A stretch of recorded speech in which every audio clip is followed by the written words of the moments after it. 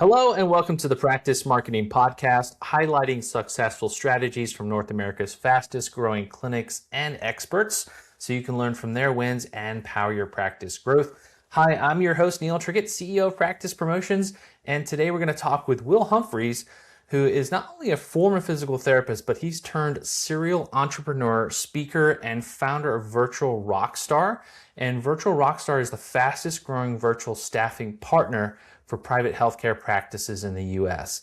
And he and his team have placed full-time, highly trained Filipino virtual assistants into roles like front desk, insurance verification, billing, marketing, recruiting, and helping clinics save an average of about 20 grand in profit per hire while improving that patient experience. So today, Will is going to share with you why you need a virtual rockstar. And if you've had questions around virtual assistants and thinking about how can I improve the administrative experience within my clinic, you've come to the right podcast. So Will, welcome.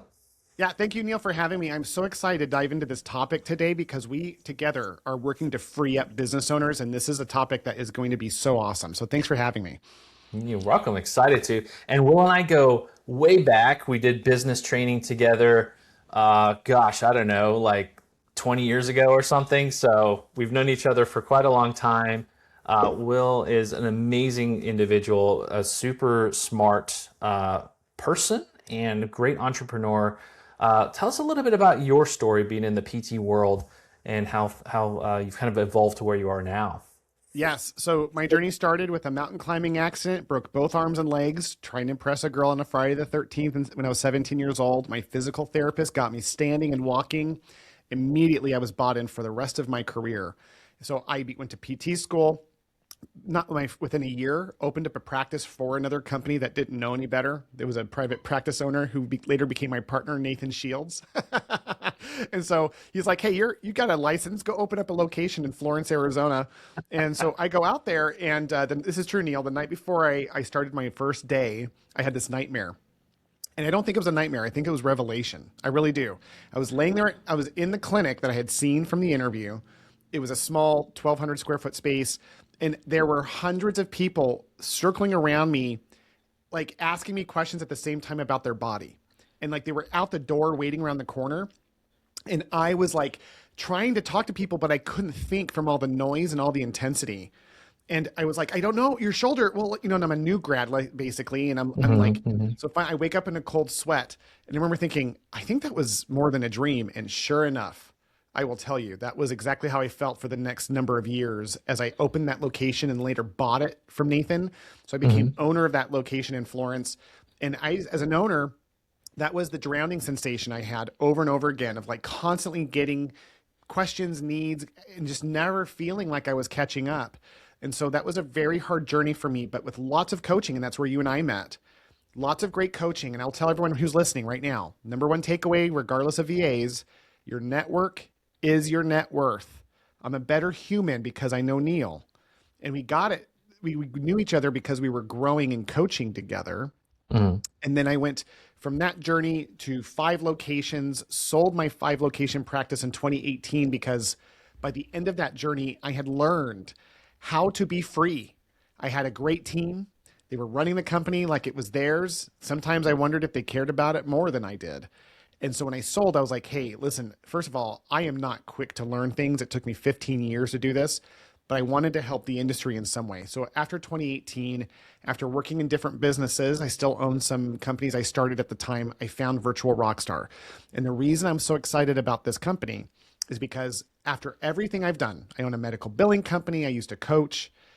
When I started putting virtual assistants in people's practices, my clients told me hands down that was the best thing that I've ever done for them.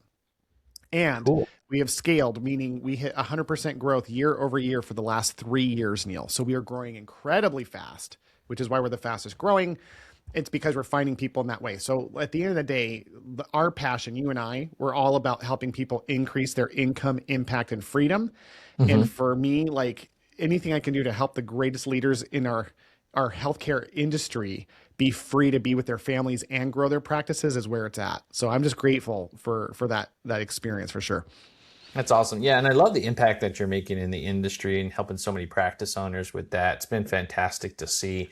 It's questions that I've chatted with practice owners on. I mean, you and I have both had physical therapy practices. We know the headaches that come along with the administration side, so the front desk, the scheduling, the authorizations, the billing, the marketing, the management of people, right? Payroll, Oh all man. those kind of things, right? There's a ton of things that make the clinic, the business side of it work, right? And run along smoothly. So what would you say is the biggest operational mistake that you see PT owners making when they're just trying to do it all themselves? Yeah, well, the mistake is doing it all themselves, but I would say the biggest thing that they think is that that by doing it, that like it's going to get done better. So the reason I think most PTs have a hard time letting go is because they don't really know how to hire well. This is hands down the biggest problem in my opinion in the whole industry of physical therapy is that we don't get trained on how to hire effectively. So when I first hired people, it was the fogged mirror rule. You've heard of that, right? It's Yeah. if the person fogs a mirror because they have a breath, I would hire them because I was so desperate.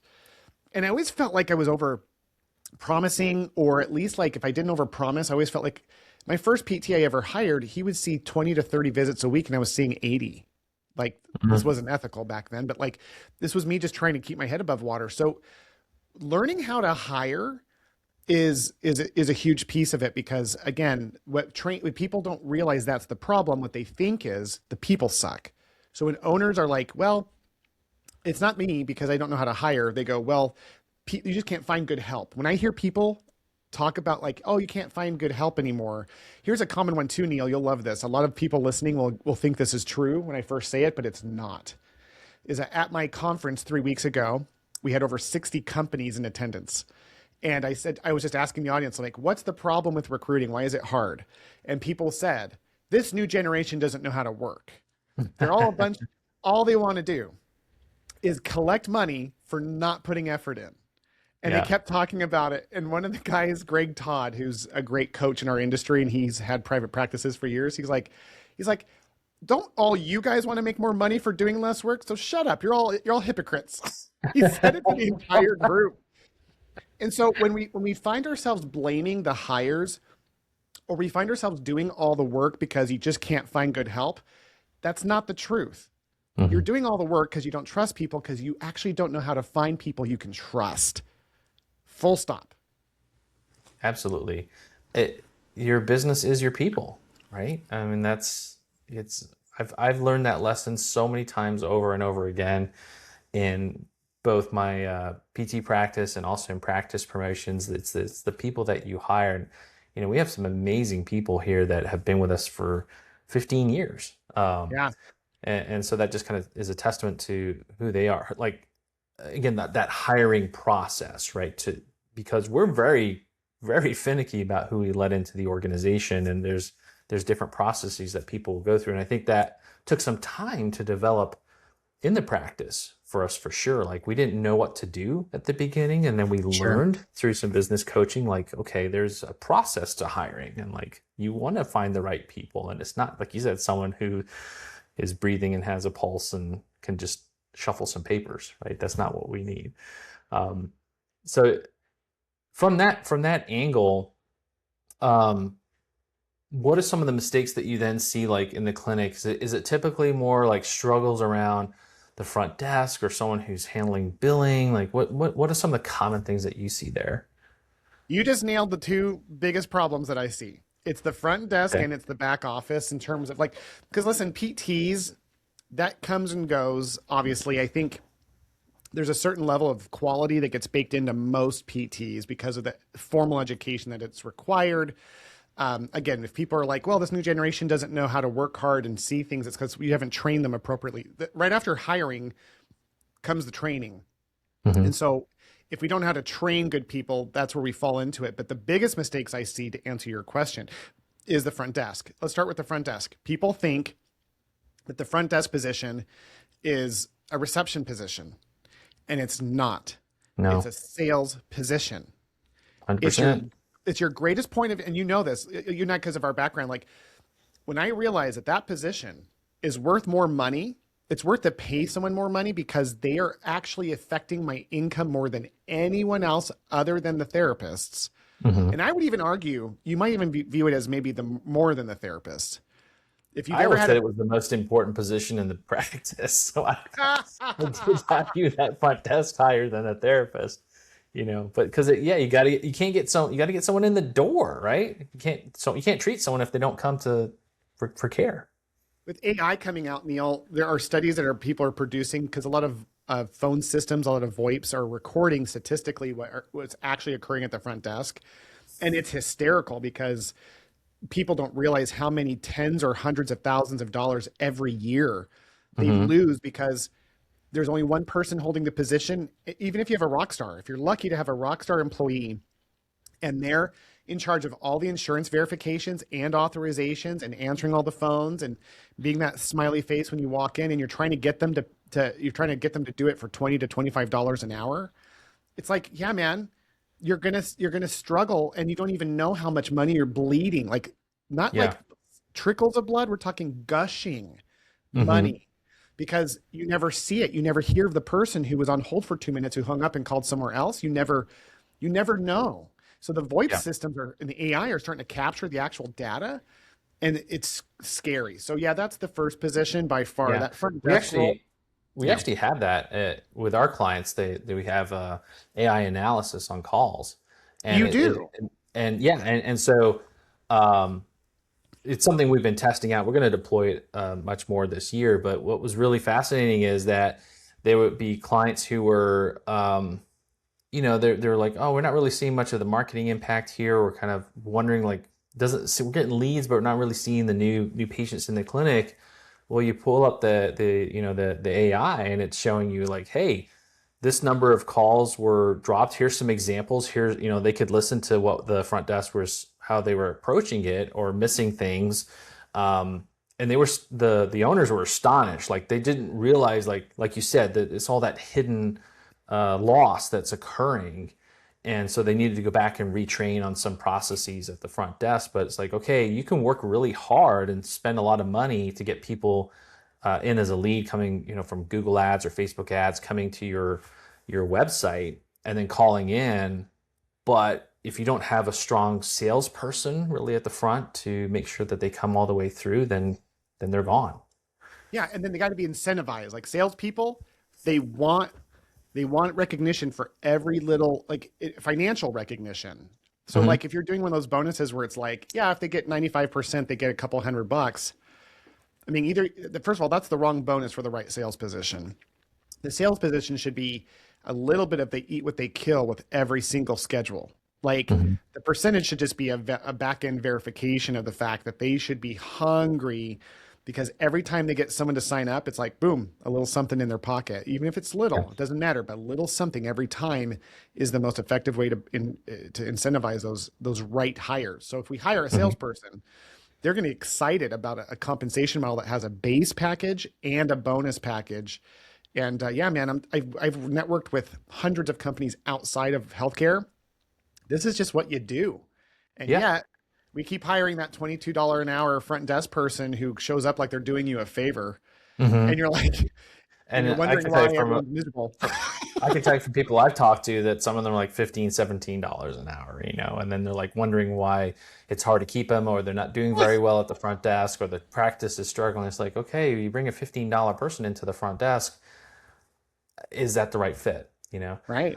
We had a conversation about this when we were at the combined sections meeting, and I thought it was fascinating around the virtual assistants, right? And so sometimes there's that fear of like, oh, would I replace my front desk person and put a Sure. virtual assistant in there? But we chatted on it, and I think what you were saying was that you want to, as you were just mentioning, your front desk person could be severely overloaded trying to handle Yeah. calls, scheduling someone that came up to the front desk, they got something that they're typing on, right?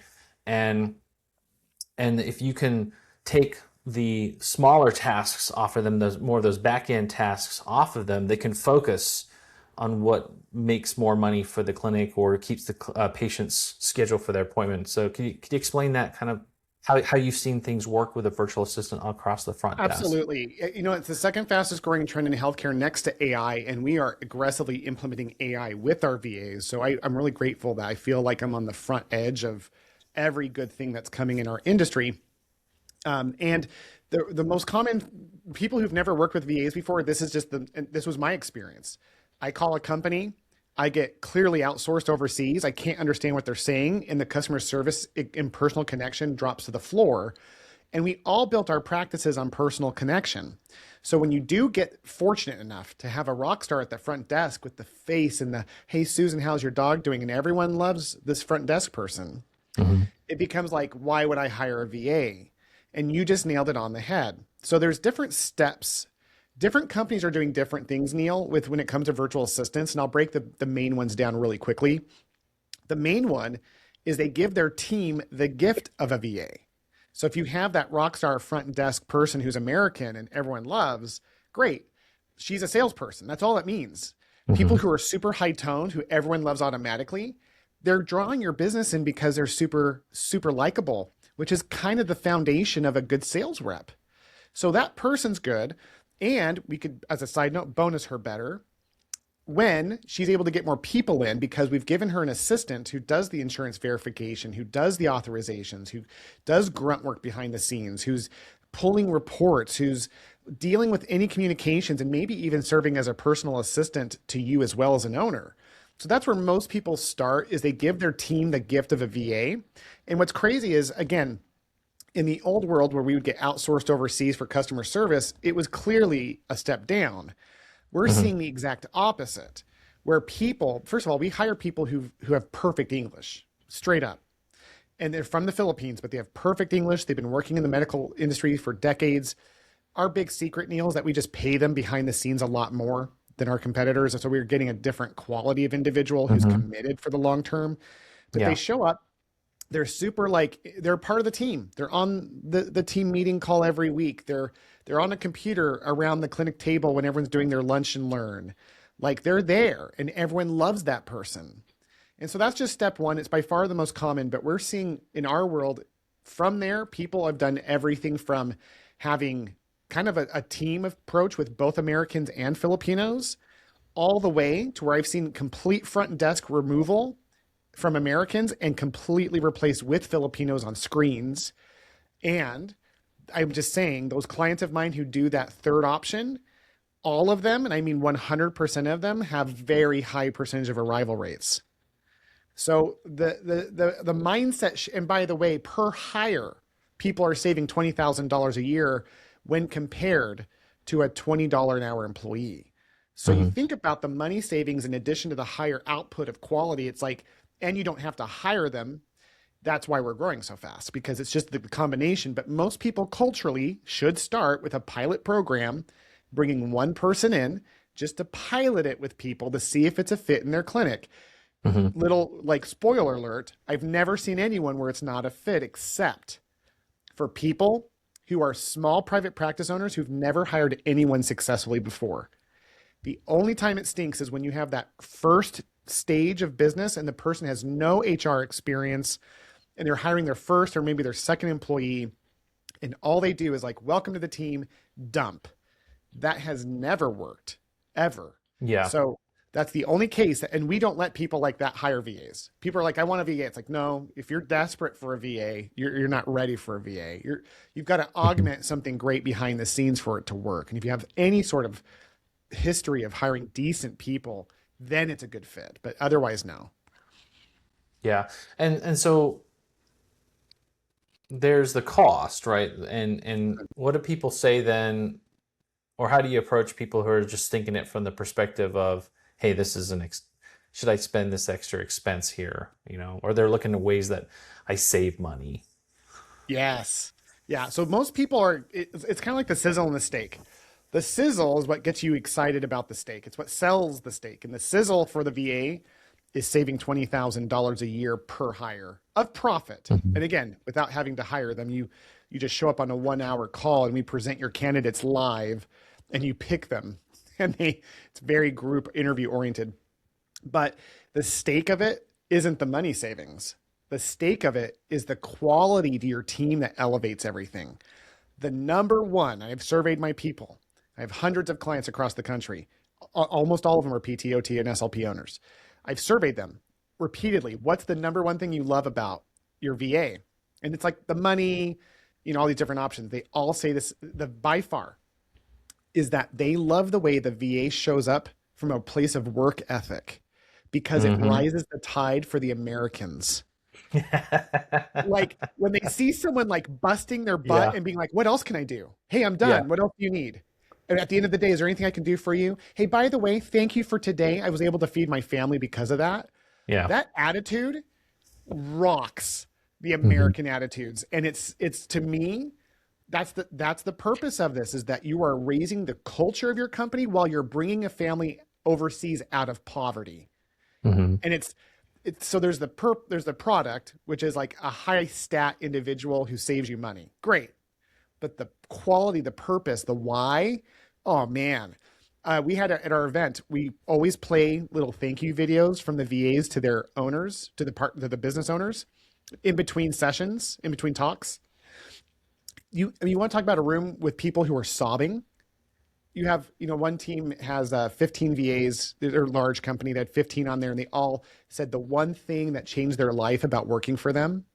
And you see these grown men, literally just tears and snot running down their faces because they're like, it's like, to me, that's why I do this. That's why for me, that's why I'm doing it. I feel like there's a global impact these private practices don't even know they're capable of making.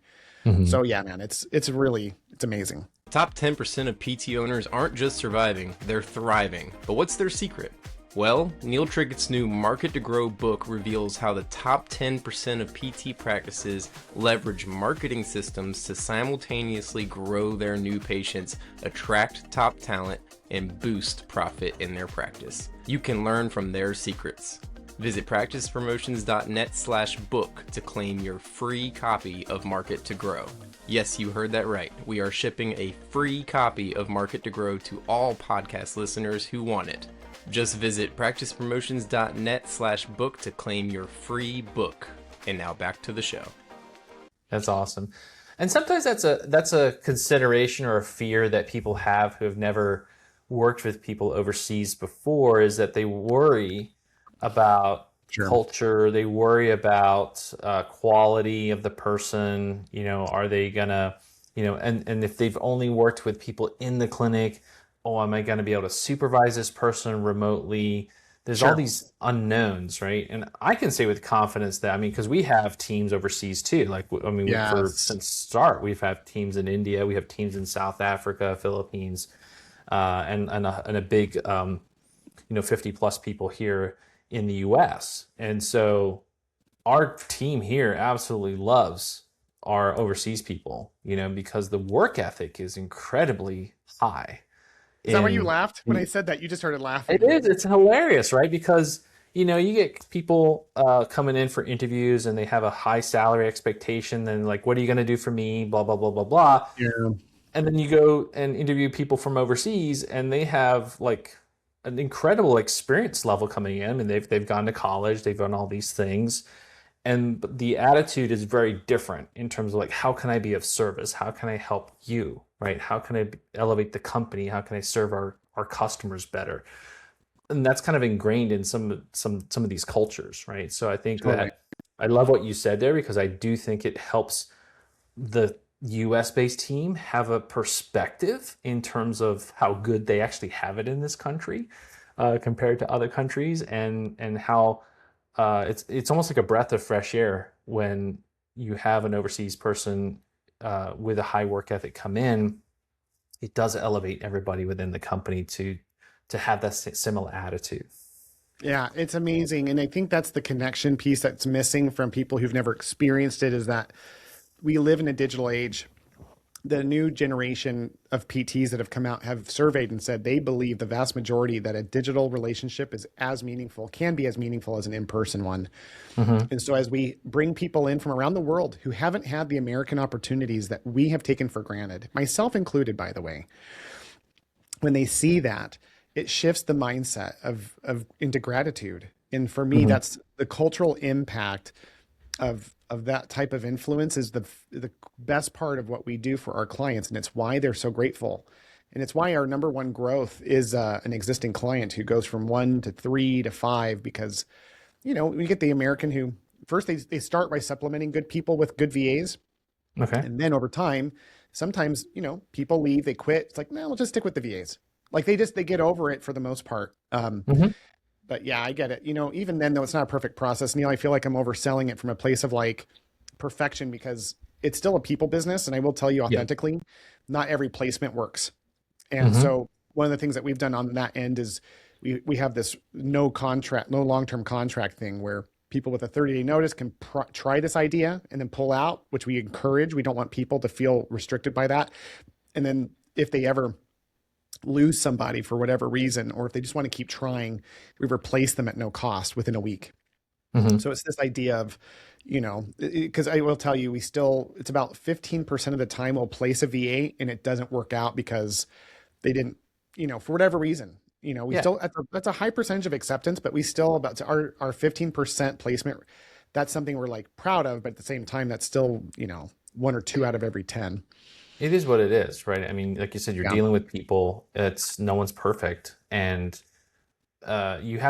with anything, you have to find the right fit for your particular business, your area, and what your needs are, and skill set. And I don't care what position that you're in, and whether this is a virtual or an in-person in your clinic employee that you hire, there's a learning curve and there's an experimentation part at the beginning, so seeing if this person really works out or not. So you can do all you can to weed them out on the front end and say, this is going to be a great person. And then they come in, and then you're trying to take the mask off when someone is interviewing you to see the real person underneath.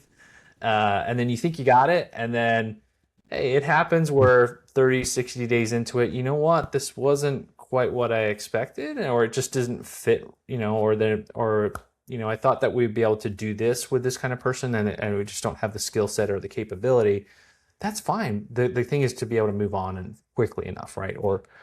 And I think that's where I myself have gotten to trouble in the past, is holding on for too long, giving like too many chances, and then you get into, someone who can be toxic within the company. I think that's everyone's biggest mistake, period. We've all done it, right? Yeah. Have you ever, Neil, I got a question for you. Have you ever heard of a business owner who says, you know what, I fired them too fast. I regret firing that person. Have you heard any of those? Have you heard either of those comments before? I've never heard that. I have in 20 years, maybe 30, I don't even know, it's 20 something years now. I've been aggressively networking with other business owners because I didn't know what I was doing at all. So now I've got obsessed with building my network, and I have never heard once someone say, I fired them too fast, or I regret firing them ever. I've only heard, oh man, why did it take me so long? Or, the best is when your other employees come up to you and tell you that story. I can't believe you didn't let her go sooner, right? Or let him go sooner. Why don't they say something earlier? Like, it kills me because they'll come up afterwards. Did you say something, right? Yeah, they'll come up afterwards and go, hey, you fired them for this, but did you know did you know these 5 other things? And I'm like, no, I didn't know about those 5 other things. Like, it is so, it makes my skin crawl. Yeah. All right. So let's chat here on marketing, right? And please, the impact a VA can have on marketing. Because one of the challenges that we run into as a marketing agency for PT clinics is that our clients get busy, right? They're super busy. We pump new patients in for them, so that's nice. But now they're super busy, and if the practice owner is trying to run all the marketing too, it's the bottleneck, right? The practice owner becomes the bottleneck. And so how have you seen VAs really help from a marketing perspective? Yes. So I see lots of different approaches. One of by far, the most common hires are front desk and back office. Insurance verification is where most people start, or it'll be like a support to the front desk. Then later they'll do authorizations, then we do full billing. But the marketing thing is starting to grow quickly, Neil. And what they do is they'll come in initially as there's this role that's quickly developing in my company where it's a personal assistant and a marketer.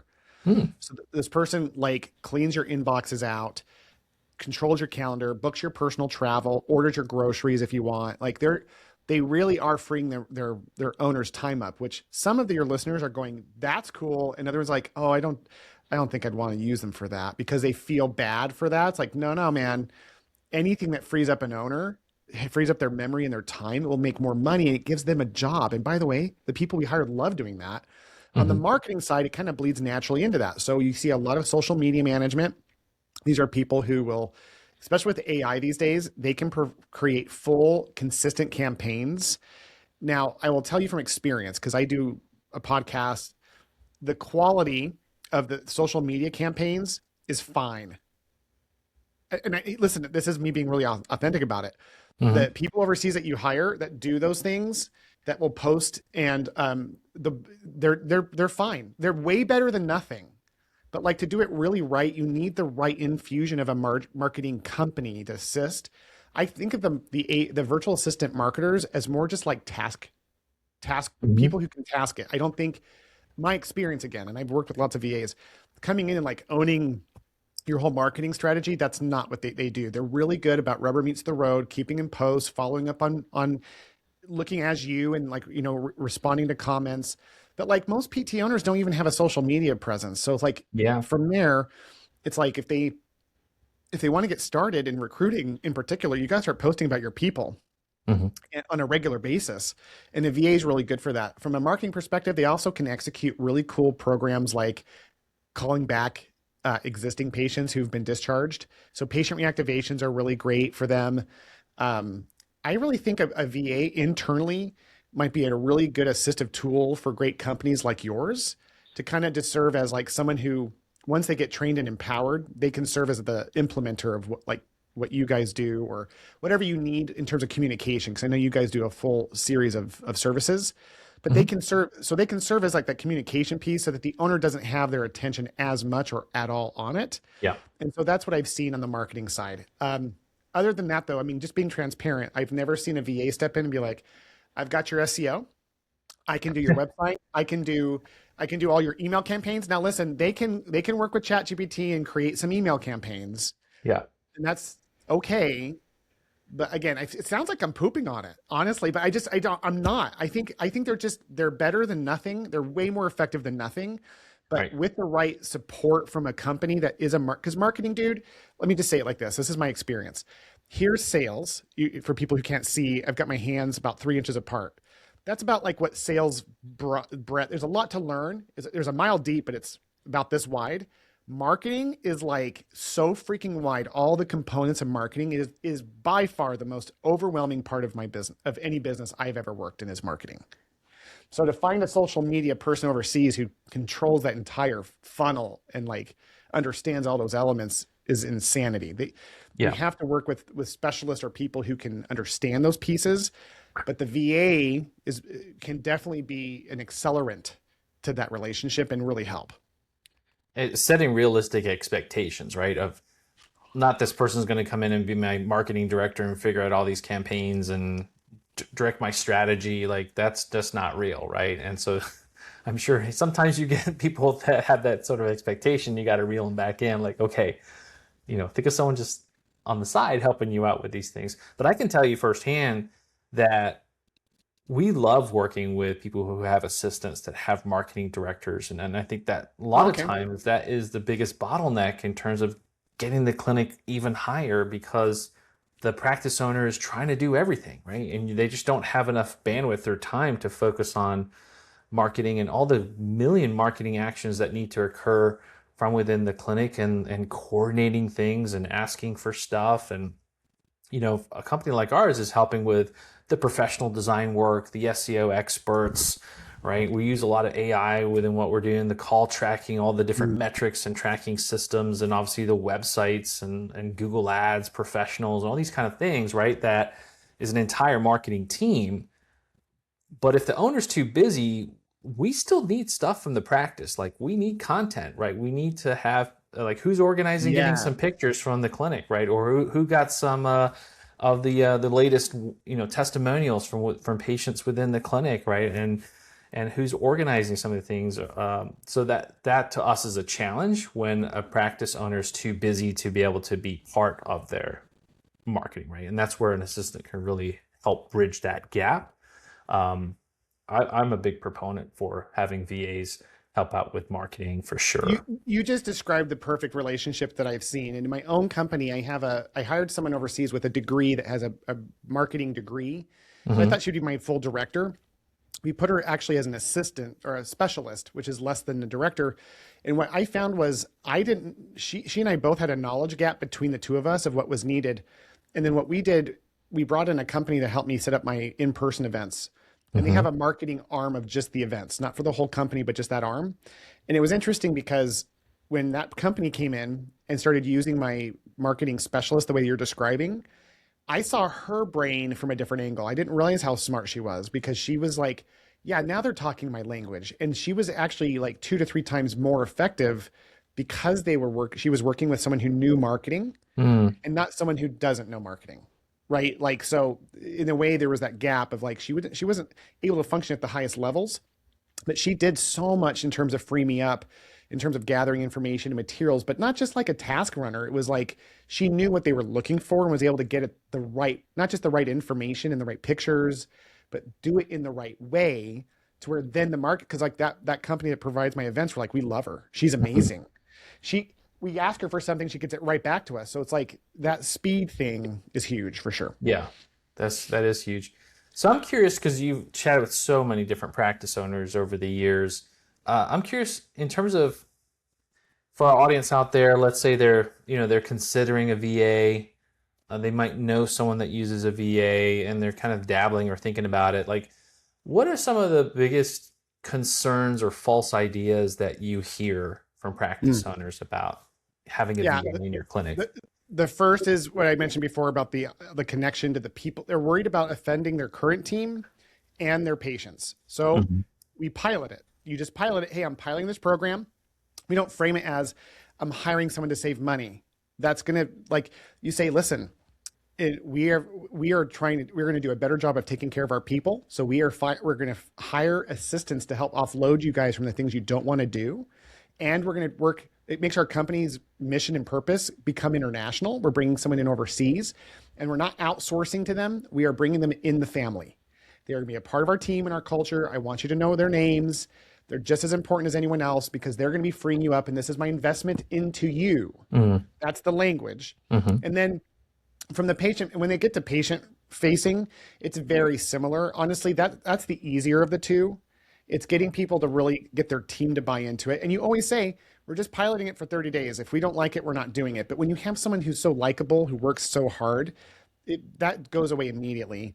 The second concern is HIPAA compliance. We are very HIPAA compliant. We work with the same agencies that work with the National Pediatric Association and other large medical associations to make sure that we are meeting all the standards for HIPAA compliance. So that's the second concern. It's usually like a bottom one, but we are all over the HIPAA compliance.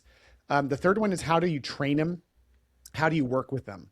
We don't do the training at Rockstar, but what we do is we find people who are so like well suited for your role, and we teach you how to work with people overseas. We do train you on that. Like, here's how you're going to like work with someone overseas via video versus in person.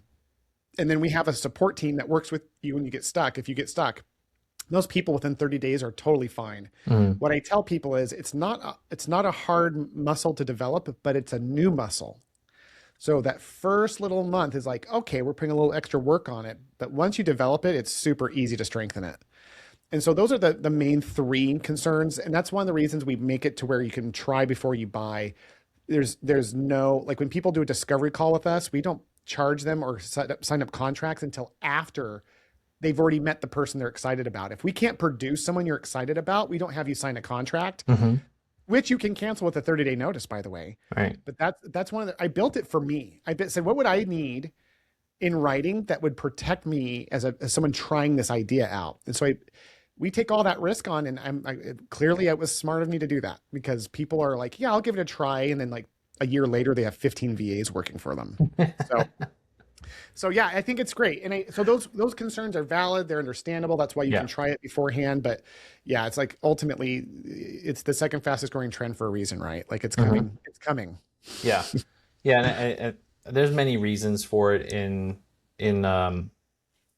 our businesses, right? In that it's become more global in terms of labor. And we all know where we're at right now for obviously reimbursements, where the different challenges of clinics and the economy is really our profit margins can be slim, right, in practice. And so it's really looking at how can we be more efficient with people, with systems, to deliver a better experience for our patients, right, and increase revenue for the business. So I think that looking at VAs as an option in your clinic makes a lot of sense because the capacity is there for not much cost. It is. And one concern that I think will impress you that I'm bringing up, by the way, is some people say, why can I just do this myself without an agency? And the answer is yes, please do. Which is like, now you know I'm really committed, because this is me saying, don't use me. If you think you can go do it, go do it. And here's how you do it. You go to onlinejobs.ph, you post a job ad, just like you would Indeed. You can also use LinkedIn or Indeed. LinkedIn would be my second favorite. And the reason I'm pushing people who are thinking that right now is because they're going to do it anyway. These are the people who sign up with me and then later are like, yeah, I don't want to, I just want to do this on my own. I'm like, great, just go do it on your own. This service is for people. The difference is like saving, do you want to save $20,000 a year or $26,000 a year? Whatever that is. Like for me, it's like, if you're just like, no, I'm all about growing my business and I don't want another headache and I just want to push a button, have an amazing person show up, my service is for you. But if you're like, no, I want to save every nickel and dime and I really enjoy recruiting, or whatever those motivations are, go do it on your own. You don't need a service, and please feel free to go do so. Once you get to past 5 VAs though, you gotta be careful. There's different like regulations and things you got to meet. So if you start building a large international team, just be careful. But if you're looking for 1 to 5, go for it. Have fun with it. And by all means tackle it. But for everyone else who's like, I don't want to mess with that, push a button, we show up, we take the liability because they're our employees, all those things, right? Yeah. Love it. And so, Will, what's the best way for people to learn more about Virtual Rockstar and what you do and about getting a VA in their clinic? Yeah, please. Virtualrockstar.com. At the bottom, you sign up for a non-pressure discovery call. You can ask questions. Again, you can get all the way to the group interview. I encourage you to go all the way to the group interview. Your total time spent would be 30 minutes on the discovery call, an hour on a group interview. And if we can't produce someone that you're like losing your mind excited over, you don't have to move forward at all. We're growing so fast, we welcome it because we like the opportunities to source better and better candidates. And yeah, no hurt feelings. If you're like, no, this isn't for me, don't sign up. Great. It took an hour and a half of your life to really see if it's a fit. And if it is a fit, then you're going to save lots of money and then you have a whole great growth opportunity. So yeah, man, that's how they do it. Virtualrockstar.com. Love it. Love it. Yeah. And I've heard wonderful things about the company there and the solutions. So definitely check it out. Virtualrockstar.com. Will's an amazing guy. Thank you, Neil. Connect with Will too on LinkedIn. He's a nice guy to know.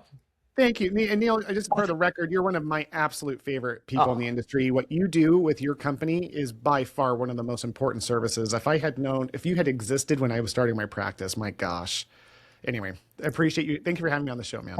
Thanks, Will. Appreciate it. And to all listeners out there, thank you for joining us here on the Practice Marketing Podcast. I hope you got a ton of great ideas out of today's podcast. Don't forget to follow and subscribe to us on the podcast, as well as our YouTube channel where we have all these videos up there too. And don't forget to go to practicepromotions.net. Tons of free advice, downloads for you there on how to improve marketing in your practice. So this is Neil Trickett from the Practice Marketing Podcast, wishing you much success in your practice. A free way for you to support our show is by leaving a 5-star rating and review on Apple Podcasts. It's a chance for you to tell us what you love about the show, and it helps others discover it as well. Just scroll down to ratings and review on your phone and click write a review. Thanks.